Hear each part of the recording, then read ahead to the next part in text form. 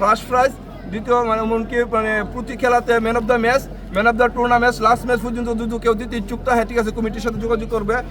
প্রবাসীরা আসলে সবাই দেশে থেকে খেলা উপভোগ করতে পারে না, তারা মিডিয়ার মাধ্যমে দেখে। আমাদের এই যে এখন যেসব মিডিয়া আছে প্রতিটা খেলা মিডিয়াগুলো প্রচার করবে পিওরভাবে, আপনারা অবশ্যই প্রবাস থেকে দেখতে পারবেন, সমস্যা নাই। আর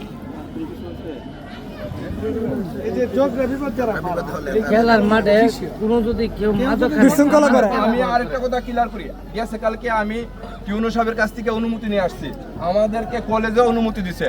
এখন কথা হইছে যারা জগরা বাড়াইব আইনভাবে ঠিক আছে আমরা মানে তার ব্যবস্থা নেব। আমরা আপনাদের সন্তান, আপনাদের ভাই, আপনাদের পাওয়া হাত রেখে বলতেছি ঠিক আছে, এটা একটা বিনোদন।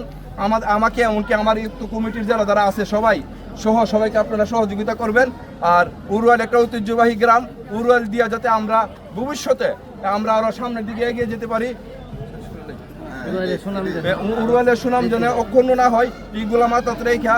আর সর্বশেষ আরেকটা কথা, সরাই টু উরওয়াল অনেক নেতারা আছে, হ্যাঁ, তারা এই খেলা উপভোগ করতে ইচ্ছুক। আমাদের সাথে যোগাযোগ করলে আমরা পর্যায়ক্রমভাবে সবাইকে আমরা ইনভাইট করব, ঠিক আছে। আমরা কোনো একজন নেতা এরকম নাই, আমাদের সবাই আমাদের কাছে সেম প্রিয়।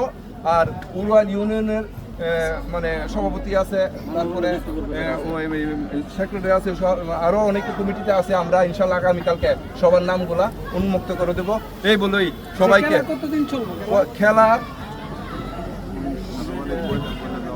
আচ্ছা, আমার ছোট ভাই নূর আলম কথা বলবে খেলার ব্যাপারটা, পিকচার ব্যাপারগুলো নিয়ে খেলার মানে সিস্টেমগুলা কি, ওই যে পয়েন্ট ভিত্তিক খেলা তো